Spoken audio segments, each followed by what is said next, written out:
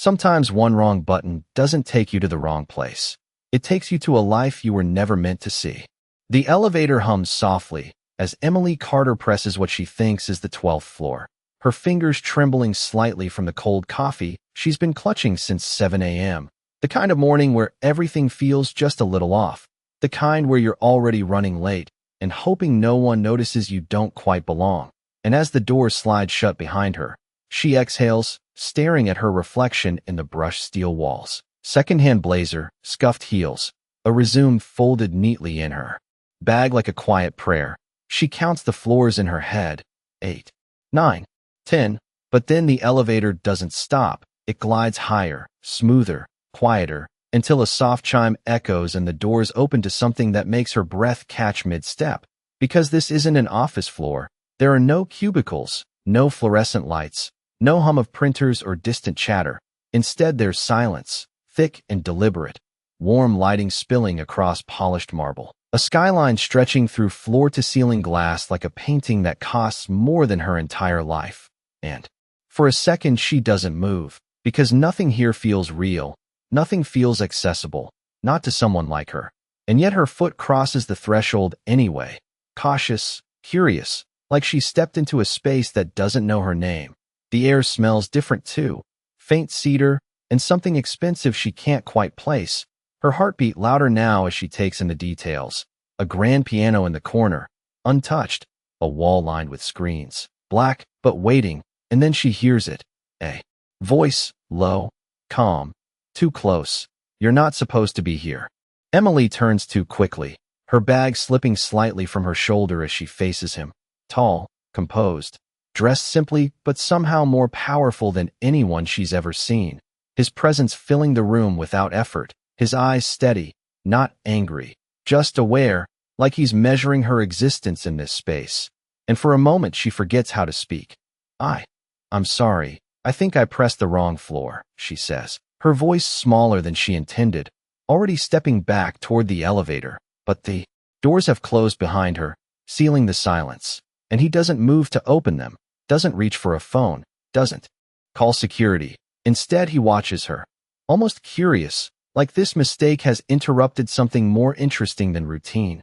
Wrong floor. He repeats quietly, as if testing the words, and something in his tone makes it feel like that explanation isn't enough, like mistakes don't just happen here, like every entrance is meant, deliberate, controlled. Emily swallows, glancing again at the space. At the screens that flicker faintly now, a soft glow coming to life, shapes forming, names, faces, information she doesn't understand but instinctively knows she shouldn't be seeing. Her pulse quickens. I'll just leave, she says quickly, reaching for the panel. But before she can press anything, one of the screens fully illuminates, casting light across the room, across his face, across hers. And in that glow she realizes this isn't just a penthouse. This isn't just where someone lives. It's something hidden, something active, something alive. And he steps closer, just enough to make her breath hitch again. Not threatening, not harsh, just undeniable. Tell me, he says softly, his eyes locked on hers. Who told you this floor exists? And suddenly Emily Carter understands that pressing the wrong button didn't just take her to the top floor. It may have just changed everything she thought she knew about the world above her. Emily's fingers hover over the control panel, but she cannot bring herself to press anything because his question lingers in the air heavier than the silence around them. And she shakes her head slowly, trying to steady her voice. No one told me. I did not even know this floor existed. I just pressed the wrong button. And for a moment she wonders if he will believe her, or if this is the kind of place where mistakes are not allowed, but instead of anger there is something else in his expression.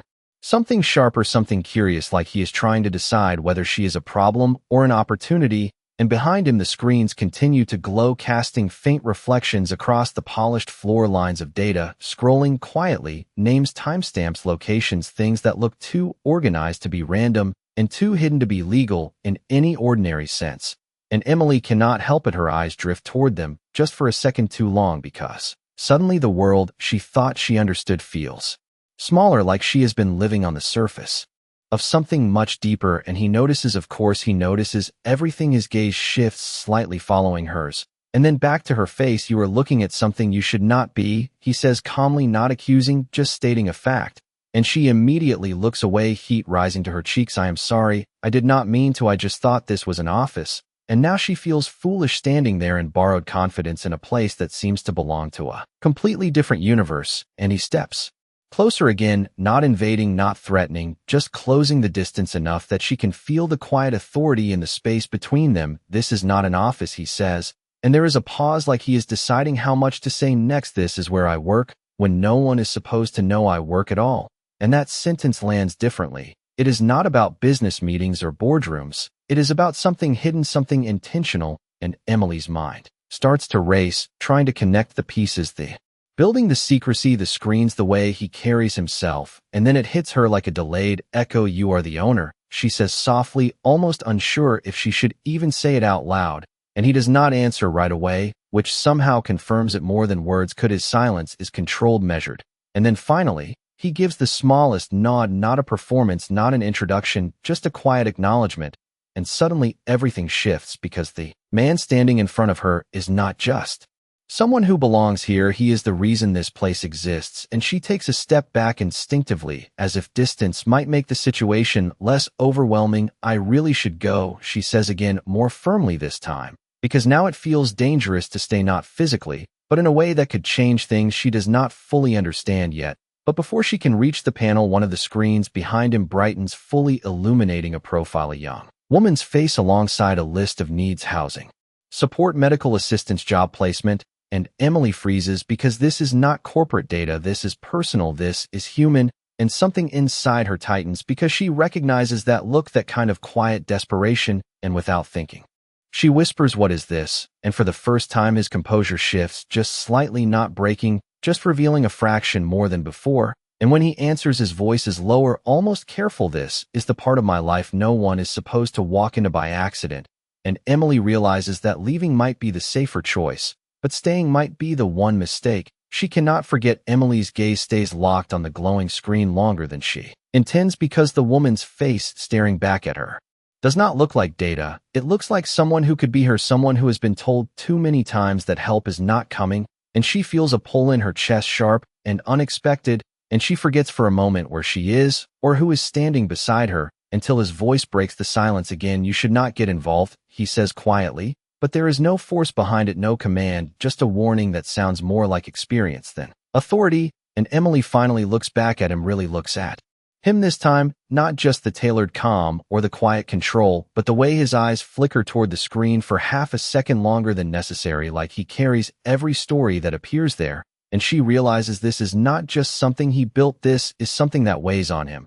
And that realization makes her take a step forward instead of back. I am not involved, she says softly, but her voice steadies as she continues, I just see someone who needs help, and for a second neither of them speaks because something shifts between them, something fragile and unexpected, like a line that was never meant to be crossed has already disappeared, and he studies her again, more carefully now, as if reassessing everything about her, not her clothes, not her presence, but her instinct, the way she did not turn away when she should have. Most people do, he says after a moment. They see this, and they look away because it is easier, and Emily shakes her head, almost without thinking. Maybe they have the choice to look away, she says, but some people do not have the choice to be ignored, and the words come out more honest than she planned because they are not about the woman on the screen anymore. They are about her own life, the interviews that never called back, the rent notices, the quiet fear of becoming invisible, and he hears it. He hears the truth underneath her words, and something in his expression softens just enough to be noticed. And then he moves toward the console, his fingers brushing across the surface, and the screen changes, revealing more details about the case: housing requests, timelines, notes from people who tried and failed to help before. And Emily steps closer without asking, drawn in despite herself. This is not a company project, she says quietly. No, it is not, he replies. This is what I do when I am not being watched. And there is a weight to that sentence that makes her pause, because it sounds like he has been living two separate lives for a long time, one that the world applauds and one that no one is supposed to see, and she cannot help but ask why keep it hidden. And this time he does not answer right away. His jaw tightens slightly, as if The question touches something deeper than he is used to sharing, because the moment people know he finally says, they stop being honest, they start performing, they see money instead of need.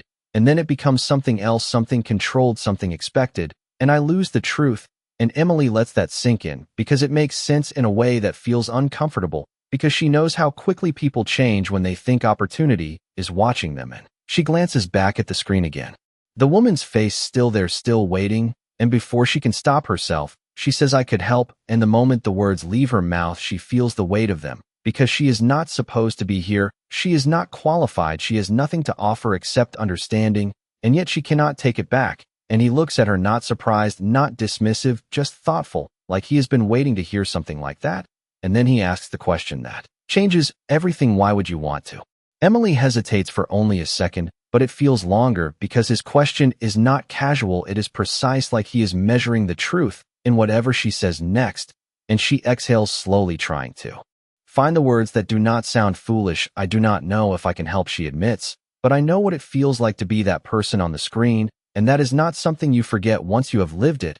And there is no performance in her voice, no attempt to impress him, just a quiet honesty that fills the space differently than anything else has since she stepped into this room. And he watches her carefully, not interrupting, not dismissing, just listening in a way that makes her feel seen, in a way she is not used to, and she continues almost without realizing it, because once she starts, she cannot stop. "When you are that person," she says, "people look at you like you are a problem to solve or something to avoid, but they do not actually listen, they do not stay long enough to understand what you really need." And she glances back at the screen again, her voice softer now. "Sometimes it is not money or resources, sometimes it is just someone who does not walk away," and the words settle between them, heavier than before, because they are not theoretical, they are lived. And for a moment the room feels smaller, not because of the walls, but because something real has entered it. And Alexander does not respond immediately. His gaze shifts from her to the screen and back again, as if he is weighing more than just her offer. He is weighing the risk of letting someone new into something he has kept controlled for so long. "You think staying is enough?" he finally asks, his tone still calm, but edged with something deeper, something like doubt. And Emily meets his eyes this time without hesitation. "I think staying is where it starts," she says, "because leaving is what people expect." And that answer lands differently. It does not challenge him. It does not try to prove anything. It simply exists. And for the first time since she walked in, he looks at her not as an intruder, but as someone who might understand a part of this world that even he cannot fully control. And he turns back to the console, his hand hovering for a brief second before he taps a command, and the screen shifts again, pulling up a live update location, timestamp, a note marked urgent. And Emily's breath catches, because this is not just information, this is happening now. And he steps aside slightly, creating space beside him, not an invitation spoken out loud, but one that is clear enough. And she hesitates just long enough to feel the weight of what stepping forward might mean, because this is no longer about curiosity or a wrong turn. This is a choice, and once she makes it, she will not be able to pretend this never happened. And slowly she moves to stand next to him, her eyes scanning the details, trying to understand what she is looking at. And he speaks again, quieter this time, almost like he is testing the moment. "If you help, there are rules." And she nods instinctively before he even finishes, because she already knows nothing about this is simple. "No names outside this room, no questions you are not ready to hear. And if you walk away, you do not come back."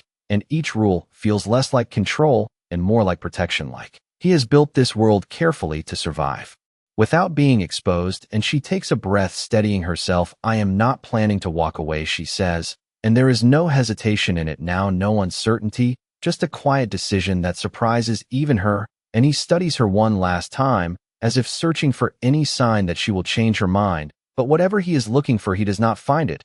And finally, he nods once, small but definitive. "Then let us see if your mistake was worth something," he says. And as the screen updates again, pulling them both into a moment that is already unfolding somewhere beyond the glass walls, Emily realizes this is no longer about the wrong floor. It is about what she chooses to do now that she is here. The screen continues to update in quiet pulses of light and data, and Emily leans in slightly, her eyes scanning faster, now trying to keep up with information that feels both overwhelming and strangely clear at the same time. "Location confirmed, temporary shelter capacity full." Note reads turned away twice, and Something in her chest tightens again, because she knows exactly what that means. Not enough space, not enough attention, not enough someone willing to stay, and she points gently at the line without thinking.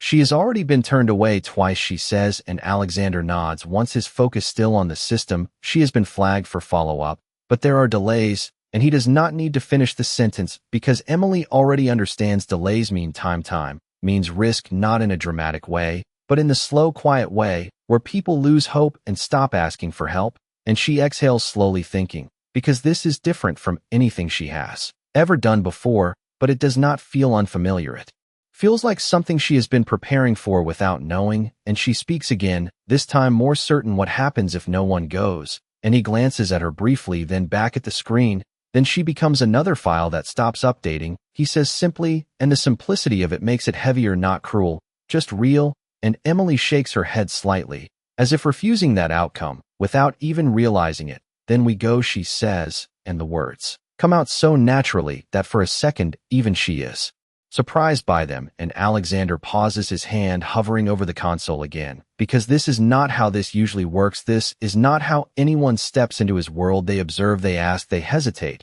but they do not move this quickly, and he studies her again, not for weakness this time, but for conviction, and whatever he sees there holds steady, because after a moment he taps another command, and a new interface appears, access codes, transport, timing, contact protocol, and Emily feels her pulse pick up, because this is real, this is happening. You will not be going alone, he says calmly, and she nods, already expecting that, but she notices something else, something subtle. There is no one else moving in the background, no team stepping in, no voices confirming orders. It is just him, just this system, just this hidden operation that runs quietly, without recognition, and she cannot help but ask, you do this yourself? And for the first time, there is the faintest trace of something like a smile, not warm, not distant, just honest enough. I make sure it gets done, he replies, and that answer tells her everything she needs to know about the kind of person he is, the kind who does not wait for others to fix what he can reach himself. And the system beeps softly, indicating readiness, and a small map appears highlighting a location a few miles away, a temporary shelter that has already turned someone away too many times,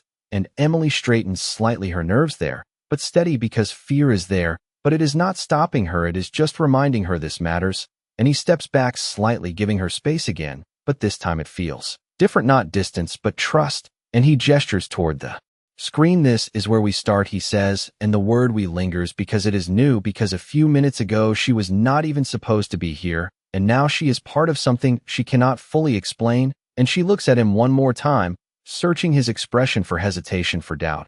But there is none, just that same controlled certainty, and she nods once ready, without needing to say it out loud, and as the system begins to shift into motion, Emily realizes that pressing the wrong button did not just open a door, it pulled her into a world where standing still is no longer an option. The elevator ride down feels different this time, not like an exit, but like a descent into something real, and Emily stands beside Alexander in silence, her fingers lightly gripping the strap of her bag, as the numbers tick lower one by one, and she catches her reflection again in the steel walls, but now it looks different, not because she has changed, but because she knows something she did not know before, and that knowledge sits quietly behind her eyes. And when the doors finally open to the main lobby, the noise of the world rushes back, in voices, footsteps, distant traffic, all the things that felt overwhelming just an hour ago now seem smaller somehow, like they belong to a surface she has already stepped beyond, and Alexander moves with calm precision,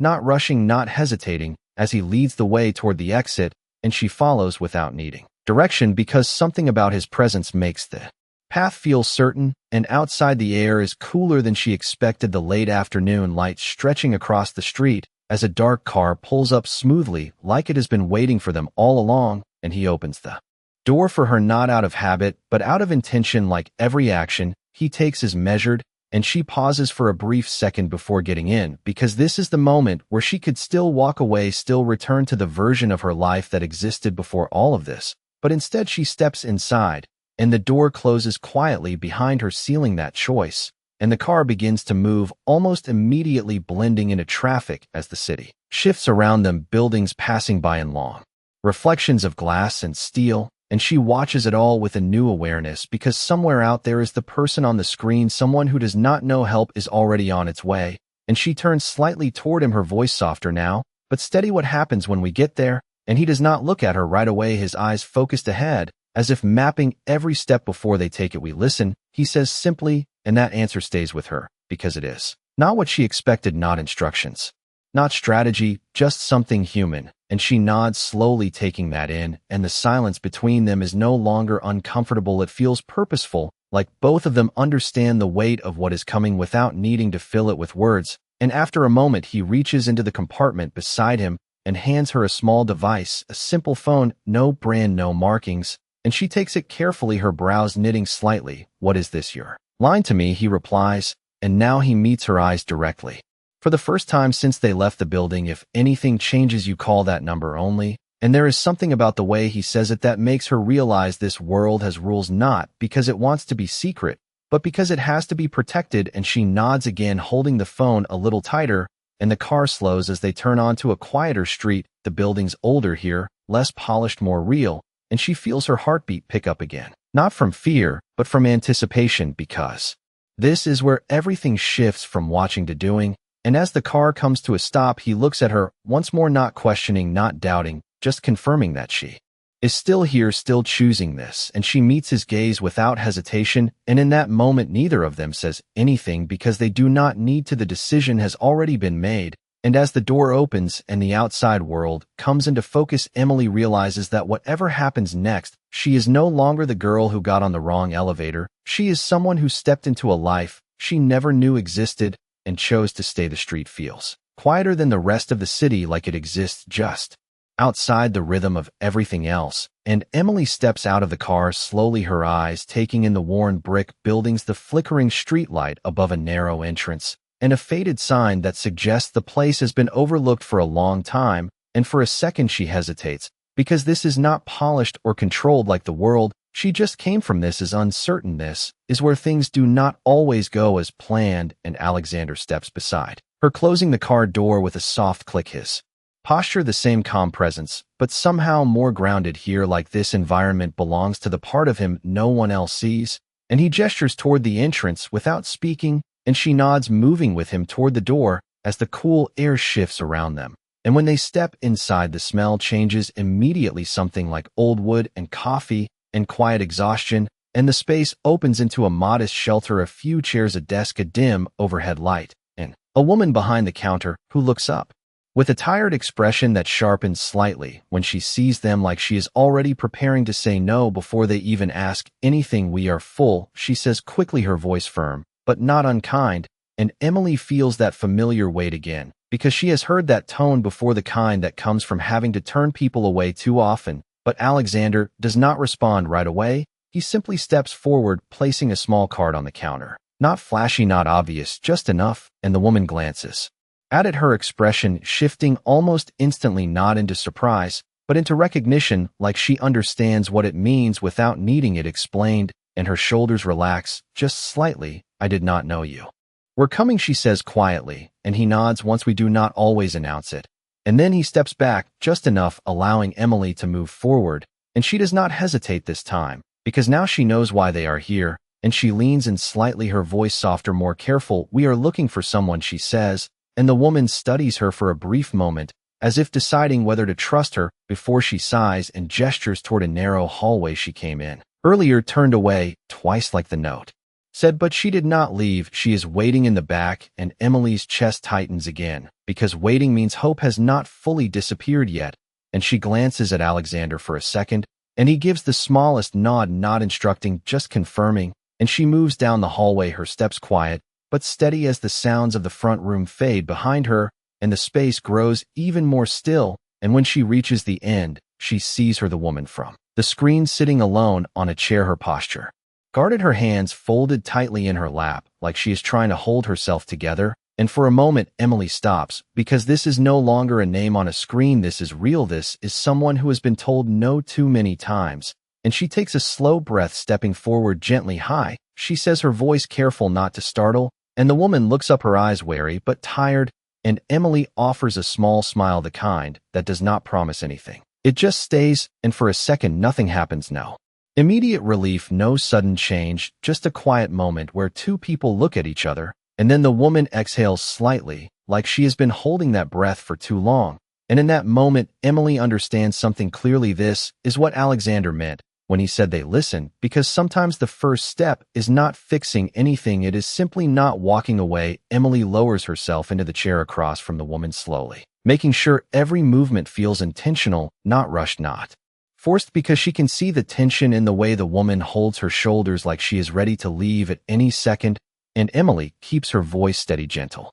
"My name is Emily," she says, not offering more than that, because names can be enough at the beginning, and the woman studies her carefully, as if trying to decide whether this is another moment that will end in disappointment or something different, and after a few seconds, she answers quietly, "Rachel," and the name feels important not because of what it means, but because she chose to say it, and Emily nods, acknowledging it like it matters because it does. "Rachel, I heard you have been trying to find a place to stay tonight," Emily continues, and Rachel lets out a small breath, her eyes dropping for a moment. "Yes," she says, barely above a whisper. "They said there was no space." And Emily glances back briefly toward the hallway, where Alexander stands just out of sight, not interfering, not interrupting, just there, and she turns back to Rachel again. "You did not leave," Emily says softly, and Rachel shakes her head slowly, her hands tightening together. "I did not. Nowhere else to go," she admits, and there is no drama in it, no exaggeration, just a simple truth that lands heavier than anything else in the room. And Emily leans forward slightly, not invading, just closing the distance enough to show she is still here. "You do not have to figure everything out right now," she says. "We just need to start somewhere." And Rachel looks up at her again, something shifting behind her eyes, like she is not used to hearing that kind of patience. And Emily feels at that moment, where trust is not given, but considered, and she takes a careful breath. "What happened?" Emily asks, not pushing, not demanding, just opening the door, and Rachel hesitates at first, her gaze drifting toward the floor, as if the story is something she has already told too many times without being heard. But then she speaks slowly at first, then a little more steadily. "I lost my job a few weeks ago," she says. "The place I was renting was month to month, and when I could not pay, they gave me 3 days, and that was it." And Emily listens without interrupting, without trying to solve anything yet, because she remembers what Alexander said, and she understands now listening is not passive, it is active, it is choosing to stay present even when the answers are not clear. And Rachel continues, her voice slightly stronger now. "I tried staying with a friend, but that did not last, and I have been moving around since then, trying to find something, anything." And Emily nods softly, taking it in, every word, every detail, because this is not just information, it is a map of where Rachel has been and where she might still go if nothing changes. And after a moment, Emily glances back toward the hallway again, and this time Alexander steps forward just enough to be seen, his presence quiet but undeniable, and Rachel notices immediately, her posture shifting, slightly unsure of who he is or what he represents. And Emily speaks gently before the moment can close. "This is someone who can help," she says, not introducing him with titles, not creating distance, just offering truth. And Alexander meets Rachel's gaze with the same calm focus he had upstairs, not judging, not rushing. "We are going to figure this out," he says simply, and there is something about the way he says it that makes it sound less like a promise and more like a decision. And Rachel looks between them, uncertainty still there, but something else beginning to take its place, something quieter, something like hope. And for the first time since Emily walked into this room, she sees Rachel's shoulders lower, just slightly, like she is no longer bracing for the next no. And in that small shift, Emily realizes this is where everything begins, not with solutions, not with resources, but with the moment someone believes they are not invisible anymore. The air in the room feels different now, not lighter exactly, but steadier, like something fragile has been set down without breaking. And Rachel shifts slightly in her seat, her fingers loosening just enough to show she is no longer holding herself together quite as tightly. And Emily notices that small change immediately, because it is the kind of change that matters more than anything else. And she offers a soft nod as if to say, "You are still here, and that is enough for now." And Alexander remains standing just a few steps away, his presence quiet, but anchoring, not taking over, not directing, just allowing the moment to unfold. And after a brief silence, he steps closer, his voice calm and measured. "We can arrange a place for you tonight," he says, and Rachel looks up quickly, the words catching her off guard, as if she is not used to solutions arriving without conditions. And she blinks once, processing it. "You can," she asks cautiously, and he nods. "Once there are options, it may not be permanent yet, but it will be safe." And that word lands gently, not dramatic, just certain, and Emily watches Rachel's expression shift again, the tension softening into something that looks almost like disbelief mixed with relief, and Rachel exhales slowly like she has been holding that breath for days. I did not think anyone would come back for me, she admits quietly, and Emily feels that sentence settle deep, because it is not just about tonight, it is about every time someone did not return, every time help felt temporary and uncertain, and she leans forward slightly, her voice warm but steady. We are here now, she says, and Rachel meets her eyes again, searching for something, and whatever she finds seems to hold, because she nods slowly as if accepting that this moment is real, and Alexander turns slightly toward the hallway, signaling with a small gesture,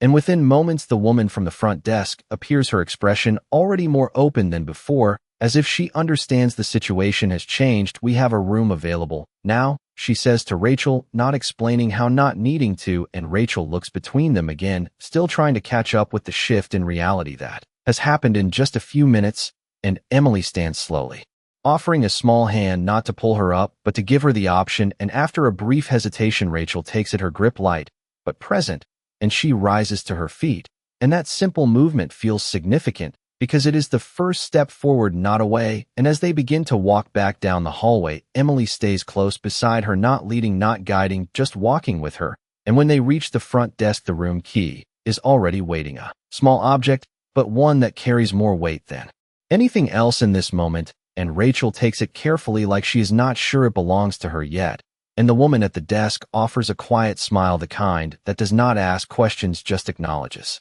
what is happening. And as Rachel turns back toward Emily and Alexander, there is something new in her expression, not full relief, not complete certainty, but something steady, something that did not exist before, and Emily feels it too, that quiet shift that happens when a person realizes they are not alone anymore, and Alexander watches it all, without interruption, his gaze thoughtful, not distant, and when Rachel finally thanks them, her voice soft but genuine, he simply nods as if the gratitude is not the point, because for him, this was never about recognition, it was about making sure the outcome changed, and as Rachel is guided toward her room, Emily remains still for a moment, watching her go, and something settles inside her, something clear and undeniable. This is why she stayed, this is what that wrong turn led to, and she turns slightly toward Alexander, her voice quieter now, but certain that mattered, she says, and he looks at her for a long second before answering, yes it did, and there is something in his tone that feels different, not just agreement, but acknowledgement, like he sees her place in this now. And as they stand there in the quiet aftermath, Emily realizes this was only one person, one moment,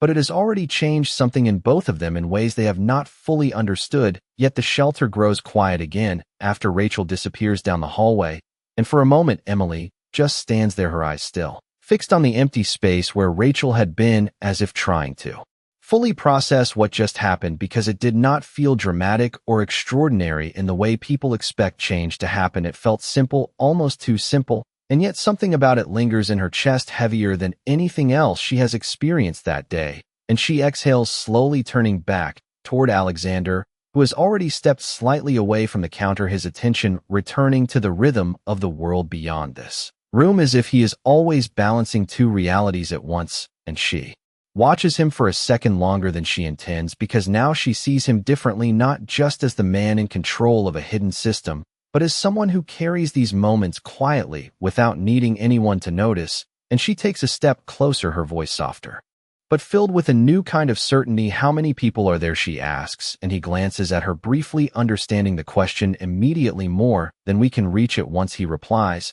and there is no frustration in his tone, just acceptance, like he has already made peace with the limits, even while trying to push them further, and Emily nods slowly, because that answer feels honest in a way she did not expect, and she looks around the shelter. Again, the worn chairs, the dim lighting, the quiet presence of people who are used to waiting, and she feels something shift inside her again, not just empathy, not just understanding, but something stronger, something that feels like purpose, and she speaks again before she can second guess it. You cannot do all of this alone, and he pauses at that, not because he disagrees, but because he has heard that before in different forms from different people who never stayed long enough to prove it, and he studies her for a moment, as if measuring whether this is another version of the same promise or something different, and Emily meets his gaze without hesitation because now she understands what this world requires, not words, not intentions, but consistency, and she does not look away. I am not saying I can fix everything, she continues, but I can stay,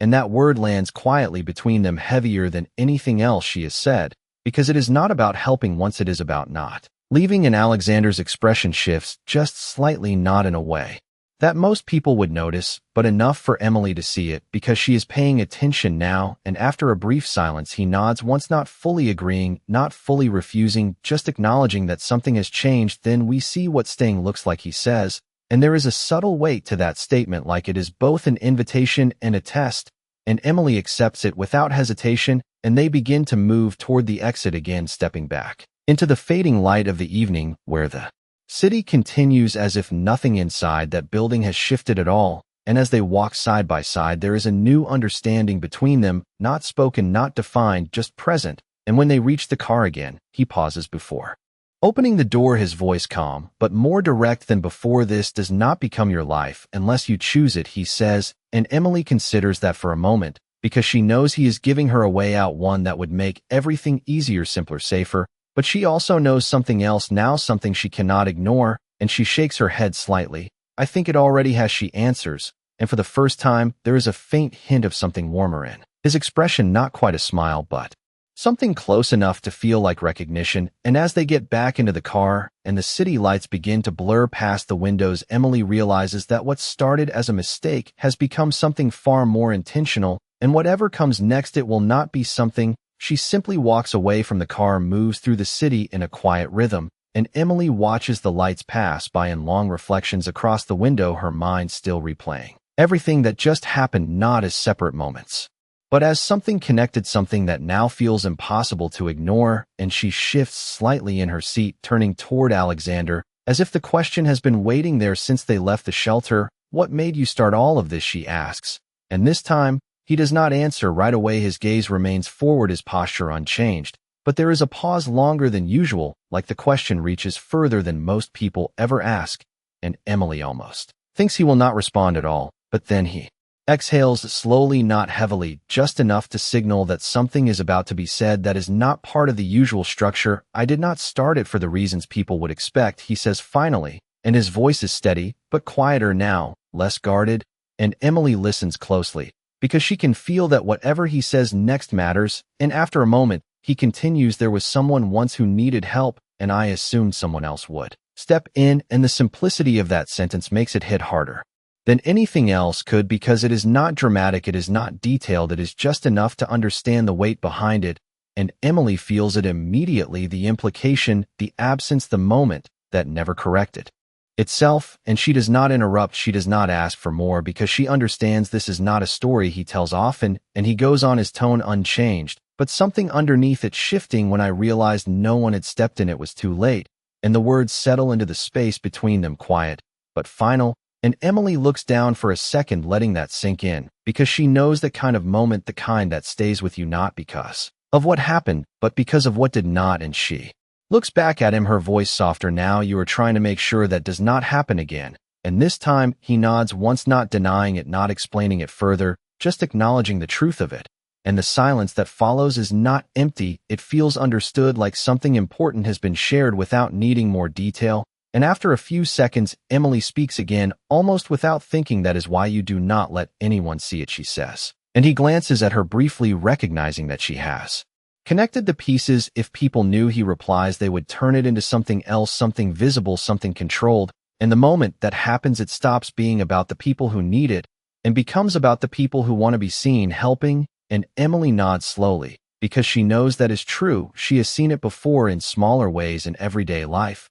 And she leans back slightly, absorbing everything he has said, because now she understands not just what he does, but why he protects it so carefully. And she feels something shift again, not just in how she sees him, but in how she sees herself in this situation. Because this is no longer about stepping into something unknown, it is about choosing whether to carry part of that responsibility with him. And she looks out the window again, the city stretching endlessly beyond them, people moving through their own lives, unaware of how close help can be and how easily it can be missed. And she speaks again, her voice steady, if I stay, I do it Your way, she says, no recognition, no credit, just the work, and he turns his head, slightly studying her expression, as if searching for hesitation or doubt, but there is none, just quiet certainty, and after a moment, he gives a small nod. Then you understand, he says, and that simple response feels like more than agreement, it feels like acceptance. And as the car continues forward into the night, Emily realizes that what she has stepped into is not just a hidden part of his life. It is something that requires trust, something that requires consistency, and something that once chosen cannot be undone. And for the first time, she is not just reacting to it, she is choosing it fully, and that choice changes everything that comes next. The city fades into the background as the car slows once more, and this time, when it stops, it is not in front of a shelter or a quiet street, but back at the building where everything began, the glass reflecting the night sky. Like nothing inside it could possibly be hidden, and Emily steps out slowly, her eyes lifting toward the upper floors where she now knows an entirely different world exists just beyond what anyone else can see. And for a moment, she stands there, remembering the version of herself who walked in earlier that day, uncertain, out of place, hoping for something small. And now everything feels different, not because her life has changed yet, but because her perspective has. And Alexander steps beside her, his presence as steady as before, but there is something unspoken in the air now, something that acknowledges that what happened tonight was not just a single moment, it was the beginning of something that will continue, whether either of them fully understands it yet. And they walk inside together, the lobby quieter, now the late hours softening the usual movement. And as they reach the elevator, Emily pauses, her hand hovering just slightly before pressing the button, because this time she knows exactly where it leads, and the doors slide open, and they step inside the space, familiar now, but no longer ordinary. And as the elevator begins to rise, she watches the numbers again, but this time she is not counting them, she is feeling the distance between the life she had this morning and the one she is stepping into now. And when the doors finally open to the top floor, the silence greets them again, but it feels different, no longer unknown, no longer intimidating, just waiting. And Alexander moves toward the console, immediately his focus shifting back to the system, as if time has not paused at all. And Emily follows a step behind, her eyes drawn again to the screens that now feel less overwhelming and more purposeful. And one by one they begin to activate, soft light filling the room as new cases appear, new names, new moments where someone is waiting somewhere, not knowing if anyone will show up. And Emily feels it again, that quiet pull that brought her here in the first place. And she steps closer, her voice calm but grounded. What is next, she asks, and this time there is no hesitation in her tone, no uncertainty about whether she belongs here. And Alexander glances at her briefly, then back to the screen, as if confirming that she is still here, still choosing this. And he gestures slightly toward the display. There is always something next, he says, and the words do not feel heavy, they feel real. And Emily studies the screen, taking in the details, recognizing the patterns, beginning to understand how this world moves. And she reaches out instinctively, pointing to a new case, a family needing temporary housing, a timeline that feels urgent. And she looks at him without needing to explain, because now she knows what matters. And he watches her for a moment, not surprised, not questioning, just observing the way she steps into it naturally. And after a second, he nods once, approving, without saying it out loud. Then we start there, he says, and the simplicity of it makes everything clear. This is not about grand gestures or dramatic changes. It is about showing up again and again wherever it is needed. And Emily feels something settle inside her, something steady, something certain, because now she understands what staying means. It means choosing this every time. And as the screens continue to shift and update around them, she realizes that what she walked into by accident has become something she will return to by choice. And that difference is what changes everything. Moving forward, the room settles into a steady rhythm as the screens continue to shift quietly in the background, each update a reminder that somewhere beyond these walls someone is still waiting. And Emily stands there for a moment longer, taking it all in, not as something overwhelming, but as something she now understands in a way she did not before. And she moves closer to the console again, her movements more natural this time, less hesitant, because the space no longer feels unfamiliar, it feels purposeful. And Alexander watches her without interrupting, his presence calm but attentive, like he is observing not just what she does, but how she chooses to do it. And she studies the new case carefully, a family displaced with limited time and fewer options, the details simple but urgent. And she speaks softly, almost thinking out loud. They will need more than just a place for tonight. They will need something stable. And Alexander nods slightly, his gaze following the same information she is reading. That is where most systems fail. He says they solve the immediate problem, but leave the rest to chance. And Emily glances at him again, because she recognizes that pattern not just here, but everywhere. And she turns back to the screen, her mind already moving ahead. Then we do both, she says, not as a suggestion, but as a decision we handle tonight, and we build what comes next. And for a brief moment there is silence, not because he disagrees, but because he is measuring what she just said against everything he has built so far. And there is something in her tone, something grounded that holds steady. And after a second, he gives a small nod, not just agreeing, but accepting the direction. Then we adjust the plan, he replies. And there is a subtle shift in the way he says it, like this is no longer just his system, it is becoming something shared. And Emily feels that difference immediately, not as ownership, but as responsibility. And she reaches for the console, carefully entering the next step under his guidance, not replacing his knowledge, but working alongside it. And the screens respond, adjusting priorities, recalculating options. And for the first time, she sees how fluid this world is, how it adapts, how it moves with intention rather than routine. And she exhales slowly, a small smile forming without her realizing it, because this is not just about helping someone, it is about changing how help happens. And Alexander notices the shift in her expression, not questioning it, just acknowledging it with a quiet understanding. And after a moment, he speaks again, his voice lower but steady. You learn quickly. And Emily glances at him briefly, her response simple, I had to. And that answer carries more than explanation, it carries history. And he does not ask for more, because he already understands enough. And the room grows quieter again as the next steps fall into place. And outside the glass walls, the city continues, unaware of the decisions being made high above it. And Emily steps back slightly, her eyes moving across the skyline for a moment, remembering how it looked earlier from this same height, distant, unreachable, like something she could only look at from below. And now she stands here not because she climbed her way up or because someone invited her in, but because she made a choice to stay. And that difference settles deeply within her. And she turns back toward Alexander, her voice calm but certain. This is not just your work anymore, she says. And he meets her gaze, holding it for a moment longer than before, as if acknowledging everything that statement carries. And then he nods, once not correcting her, not redefining it, just accepting the truth of it. And as the screens continue their quiet movement and the next case begins to unfold, Emily realizes that what started as a single mistake has become something far more meaningful, not because of where it led her, but because of what she chose to do once she arrived. And in that realization, there is no hesitation left, no doubt about whether she belongs here, because she already knows the answer. And for the first time, the top floor does not feel like a place she accidentally stepped into. It feels like somewhere she chose to be.